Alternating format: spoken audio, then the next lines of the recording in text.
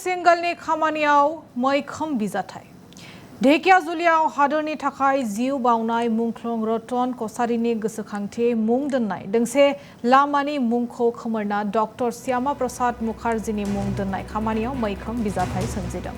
ढेकियाजुलिनि MLA एबा मन्त्रि अशोक सिंगलनि खामानिखौ सोंखारिदों दुलाराय आसाम ट्राइबेल फरायसा आफादा।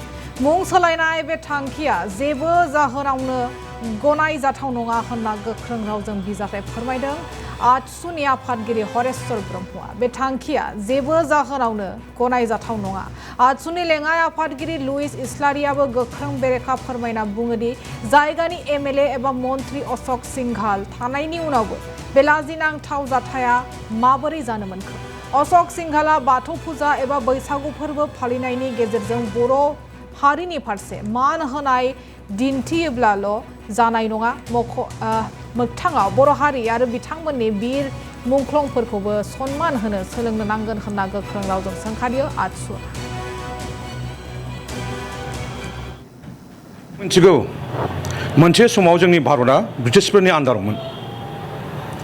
दा बै समाव जोंनि भारतनि सुबुंफ्रा आन्दलन खालामनानै जोंनि भारत हादरखौ स्वाधीन खालामदों। गोबां मानसि शहीद जादों सारा भारतआव, जोंनि आसामावबो गोबां जादों। दा बिनि गेजेराव जोंनि आसामाव शहीद नगर होननाय मोनसे दङ, ढेकियाजुलिखौ शहीद नगर होनना बुङो। बाहाय गोबां मानसि शहीद जादों। दा बाहाय जोंनि सासे बर' रतन कसारि होननाय बिनि नामै मोनसे नाम दोनदोंमोन थांनाय 2 जुलाइ खालि।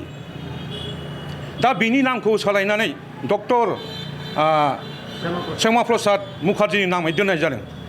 दा बे नाम सोलायनानै होनाया जोंनि थाखाय दुखुनांथाव, सोंखारिथाव। जों अल आसाम ट्राइबेल स्टुडेन्ट इउनियन जानानै जों सोंखारिदों। आरो बे नाम सोलायनाया, शहीदनि नाम सोलायनाया मोनसे जोंनि भारत बिरोधि खामानि मावनाय जादों। आसा खालामो बिथांमोना जाय नाम सोलायदों बिथांमोना जोंनि आसामनि रायजो राजानि सिगाङाव क्षमा बिनांगौ, नामखौ सोलायफिननांगौ।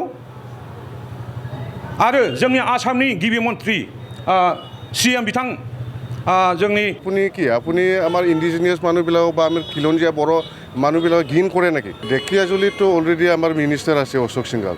চ' তেখেতে নাথাকিলেতো, লোকেল লিডাৰ নাথাকিলেতো কেতিয়াও বহুত ডাঙৰ কিবা একটা প্ৰতিক্ষেপ ল'ব নোৱাৰে বা এটা ডাঙৰ ডিচিশ্যন ল'ব নোৱাৰে লোকেল লিডাৰ নহ'লে। চ' ডেফিনেটলি ঠাইতো থাকিবই, এইটোতো জানা কথা, অ'পেন চিক্ৰেট বুলি কয় সেইটো।